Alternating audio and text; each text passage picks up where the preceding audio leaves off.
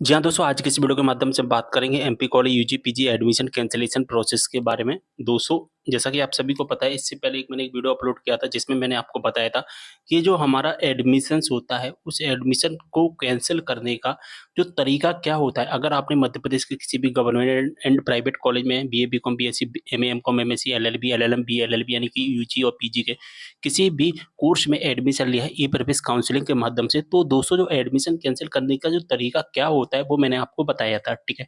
लेकिन आज के इस वीडियो में हम बात करेंगे कि जो एडमिशन कैंसल करने का जो फॉर्म होता है वो हमें कैसे भरना है। मैंने बताया था कि अगर हमें एडमिशन कैंसल करना है तो एक ऑनलाइन फॉर्म होता है, उस फॉर्म को हमें सबमिट कर देना होता है और जैसे हम सबमिट कर देते हैं हमारा एडमिशन कैंसल हो जाता है, ठीक है।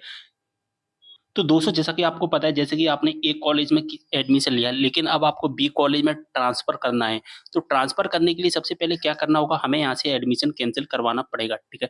जैसे हम यहाँ से एडमिशन कैंसल करवा लेंगे उसके बाद में क्या होगा, अगर हमें दूसरे कॉलेज में एडमिशन लेना है, बी नाम के कॉलेज में एडमिशन लेना है, तो फिर हमें क्या करना पड़ता है, यहाँ पर जब काउंसलिंग चल रही होती है, जब काउंसलिंग चल रही होती है ना, तो फिर हमें यहाँ पर चॉइस फिलिंग करवानी होती है जब काउंसलिंग चल रही होती है। लेकिन जब काउंसलिंग नहीं चल रही होती है तो फिर एडमिशन्स नहीं हो पाएगा, इस बात का भी ध्यान रखना है।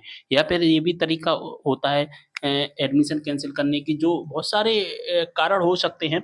जैसे कि मैंने आपको पहला तरीका बता दिया, कॉलेज चेंज करने का हो सकता है। दूसरा जो कारण हो सकता है, जैसे कि आपने ए नाम के कॉलेज में एडमिशन लिया और वो मनपसंद का आपका कॉलेज नहीं है, ठीक है? और अब आपको एडमिशन ही नहीं लेना है, आपको एडमिशन नहीं लेना है, आपको कॉलेज ही नहीं करना है, ये भी तरीका सॉरी ये भी कारण हो सकता है। लेकिन आज के इस वीडियो में हम बात करेंगे ऑनलाइन फॉर्म हमें कैसे भरना है। तो दोस्तों फॉर्म को भरने के लिए सबसे पहले आपको ई-प्रवेश की ऑफिशियल वेबसाइट पर आना है। आपने जिस कोर्स में एडमिशन लिया है, उस कोर्स के रजिस्ट्रेशन वाले ऑप्शंस पर आपको क्लिक कर देना है, ठीक है? इसके बाद आपके सामने इस तरह का इंटरफेस आ जाएगा, यहाँ पर आपको बहुत सारे लिंक दिखाई देंगे, ठीक है? अब आपको केवल एक लिंक देखना है, आपको किसी भी लिंक से मतलब नहीं है, ठीक है? आपको केवल एक लिंक ही देखना है और किसी भी लिंक से मतलब नहीं है। आपको कौन-सा लिंक देखना है, वो है ऑनलाइन एडमिशन कैंसल, ठीक है? यहाँ पर आपको 1 लिंक भी दिखाई सकते हैं, 2 भी दिखाई दे सकते हैं, 3 भी दिखाई दे सकते हैं। आपको केवल एक लिंक से मतलब है, उसका नाम क्या है, ऑनलाइन एडमिशन कैंसलेशन, ठीक है?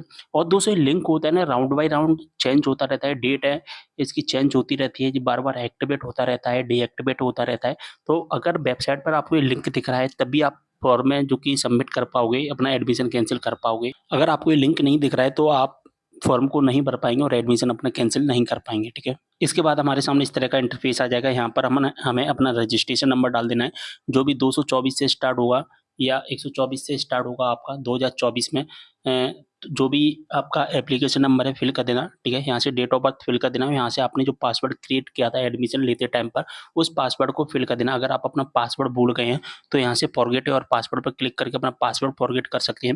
यहाँ पर कैप्चा कोड का आंसर डालना है और व्यू डिटेल्स पर आपको क्लिक कर देना। अब हमारे सामने इस तरह का पूरा फॉर्म है जो कि ओपन होकर आ जाएगा, जैसा कि यहाँ पर आप देख भी पा रहे हैं, मैं आपको पूरा फॉर्म में दिखा देता हूँ। इस तरह का एक फॉर्म होता है हमारा एडमिशन कैंसल करने का। सबसे पहले हम इस फॉर्म को समझेंगे, उसके बाद में हम इस फॉर्म को सबमिट करेंगे, ठीक है? इस फॉर्म में हमें क्या सबमिट करना है, सारी चीज़ें बताऊँगा आपको। तो फॉर्म सबमिट करने से पहले यहाँ पर कुछ चीज़ें वो देख लेना। यहाँ पर सबसे पहले आपको अपनी पर्सनल डिटेल दिखाई देगी, जैसा कि देख पा रहे हैं, आपकी जो भी पर्सनल डिटेल होती है, वो पर्सनल डिटेल, ठीक है? यानी कि कैंडिडेट की बेसिक डिटेल। इसके बाद में जो दूसरे नंबर पर आपको दिखाई देगा एडमिशन डिटेल दिखाई देगा, यानी कि आपने किस कॉलेज में एडमिशन लिया है, साथ ही किस कोर्स में आपने एडमिशन लिया है। तीसरे नंबर पर जो डिटेल है वो दिखाई देती है आपको, कौन-सी डिटेल है, वो बैंक डिटेल। अब दूसरी बैंक डिटेल है ना, वो आपको फिल करनी है, ठीक है? आपको क्या करनी है, फिल करनी है और फिल क्यों करनी है मैं आपको बता दूँ। जब आप अपना एडमिशन कैंसल करोगे तो एडमिशन कैंसल करने के बाद जो आपने फीस सबमिट की थी, उस फीस को रिफंड भी तो किया जाएगा ना। उस फीस को रिफंड किया जाएगा और रिफंड कहाँ पर किया जाएगा, किस अकाउंट में आप लेना चाहते हैं, उस अकाउंट नंबर को यहाँ पर फिल करना पड़ेगा आपको। जैसे कि आपने एडमिशन लेते टाइम पर फीस सबमिट की होगी, कितनी फीस सबमिट की होगी वो मैं आपको बता देता हूँ।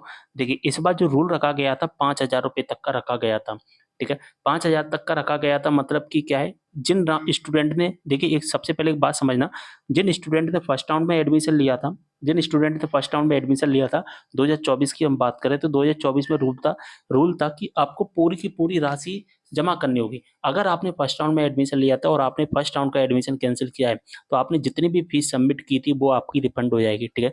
कुछ माइनस होता है ₹100 या जो सर्विस चार्ज होता है वो माइनस होता है, वो पूरी फीस है वो रिफंड हो जाती है।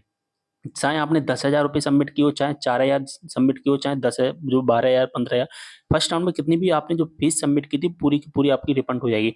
लेकिन सेकंड राउंड में और सीएलसी के राउंड में एक रूल आया था कि अब आपको पूरी की पूरी फीस जमा करने की आवश्यकता नहीं है। और यहाँ पर जो रूल बनाया गया था 5,000 की यहाँ पर लिमिट रखी गई थी। 5,000 अगर आपके कॉलेज की फीस 5,000 रुपये तक का है तो फिर आपको पूरी की पूरी फीस ही जमा करनी पड़ेगी 5,000 रुपये तक का है।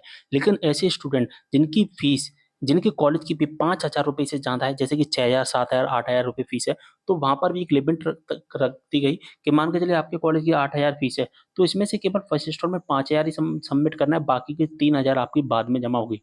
ठीक है? तो आपने कितनी भी फीस जमा की हो उससे मतलब नहीं है। उस फीस को रिफंड लेने के लिए हमें बैंक डिटेल फिल करनी पड़ेगी। ठीक है? तो बैंक डिटेल में सबसे पहले आपको क्या करना है, आईएफएससी कोड फिल करना है। ठीक है? जैसे ही आप यहाँ पर आईएफएससी कोड फिल करोगे और यहाँ पर सर्च बैंक पर आप जो कि टिक करोगे, तो आपके सामने जो बैंक की डिटेल है वो फिल की हुई आ जाएगी। ठीक है? जैसे ही मैंने आईएफएससी कोड फिल किया, इसके बाद हमारे सामने बैंक का नाम, ठीक है, बैंक का ब्रांच का नाम, ठीक है, और एमआईसीआर कोड, आईएफएससी कोड, ये सारी चीज़ें आ जाएंगी।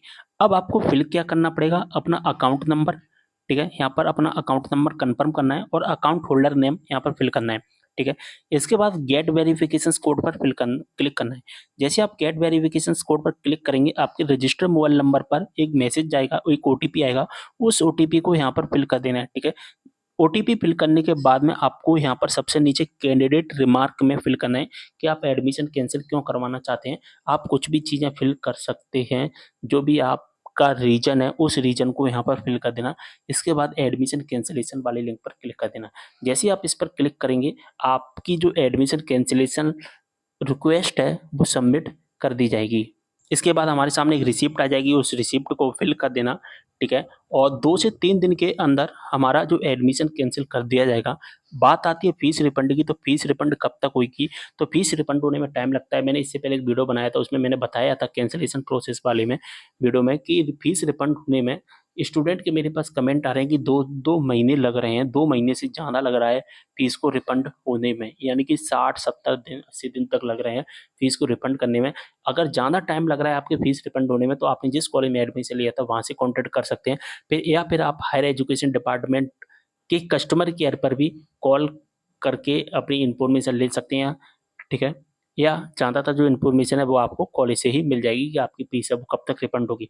अगर दोस्तों आपने अपनी टीसी सबमिट कर दी है ना, तो टीसी आपको कॉलेज से मिल जाएगी। यानी कि आपने जो भी डॉक्यूमेंट सबमिट किए हैं वो सारे डॉक्यूमेंट आपके रिटर्न कर दिए जाएँगे। बात समझ में आ गई? ठीक है? तो इस तरह से हमें जो फॉर्म है वो सबमिट करना है। अगर दोस्तों आप अपना स्टेटस देखना चाहते हैं कि आपकी जो फीस है, सॉरी, आपका जो एडमिशन है वो कैंसिल हुआ है या नहीं हुआ है, तो ई प्रवेश वेबसाइट पर जब आओगे तो यहाँ पर दोस्तों एक चीज़ आपको दिखाई देगी, आवेदन की स्थिति जाने, यहाँ पर इस पर आप क्लिक कर देना। ठीक है? इसके बाद आपके सामने एक ऑप्शन आएगा, application number and date of birth fill करने का, वो डाल देना। इसके बाद सर्च कर देना। जैसे ही सर्च करोगे, इसके बाद हमारे सामने इस तरह का इंटरफेस आ जाएगा। ठीक है? यहाँ पर हमारी डिटेल दिखाई देती है, लेकिन हमें इनसे मतलब नहीं है और हमें सबसे नीचे आ जाना है। तो जैसे हम सबसे नीचे आते हैं तो हमें दिखाई देता है कि एडमिशन डिटेल। ठीक है? एडमिशन डिटेल में हमने जिस कॉलेज में एडमिशन लिया था उस कॉलेज की जो डिटेल है वो हमें दिखाई दे जाती है। ठीक है? कोर्स की भी डिटेल, साथ ही हमने किस राउंड में एडमिशन लिया वो डिटेल हमें दिखाई दे जाती है। और यहाँ पर एक चीज़ दिखाई देती है दोस्तों, एडमिशन डिटेल में स्टेटस, एक स्टेटस का ऑप्शन दिखाई देगा और इसके नीचे हमें दिखाई देगा एडमिशन कैंसल्ड। अगर इस तरह का लिखा है एडमिशन कैंसल्ड, ठीक है, और यहाँ पर आपने जो फीस सबमिट की थी उस फीस को सबमिट कितनी की है वो, और जो ट्रांजैक्शन आईडी है, ट्रांजैक्शन डेट है, ये सभी चीज़ें नहीं दिखाई देती है, ब्लैंक हो जाती है जिस तरह से यहाँ पर दिखाई दे रहा है। यानी कि आपका अगर स्टेटस इस तरह का दिखाई दे रहा है, इसका मतलब है आपका एडमिशन कैंसिल हो चुका है। आपका क्या है, एडमिशन कैंसिल हो चुका है। तो इस तरह से आप चेक कर पाएँगे कि आपका एडमिशन कैंसिल हुआ है या नहीं हुआ है। ठीक है? बात समझ में आ गई? अब फीस रिफंड के बारे में, तो फीस रिफंड के बारे में आप ऑनलाइन चेक नहीं कर सकते हैं कि आपकी फीस रिफंड हुई है या नहीं है। जो वो तो आपको कैसे पता चलेगा, जो आपने बैंक डिटेल फिल की थी उसी बैंक डिटेल में चेक करना पड़ेगा, अकाउंट में चेक करना पड़ेगा कि आपका पेमेंट रिफंड हुआ है या नहीं हुआ है। आप ऑनलाइन चेक नहीं कर पाएंगे। ठीक है? बात समझ में आ गई? सारी इन्फॉर्मेशन आपको अच्छे से समझ में आ गई होगी।